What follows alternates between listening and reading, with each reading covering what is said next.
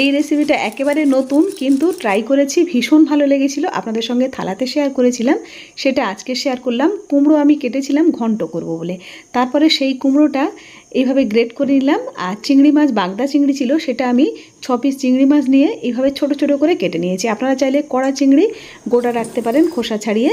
তারপরে এখানে আমি কড়াইয়ের মধ্যে রাঁধুনি, শুকনো লঙ্কা আর আদা দিয়ে দিলাম। আর আদার উপরে লবণ দিলে আর ছিটকায় না, একেবারেই লবণটা দেয়া হয়ে গেল।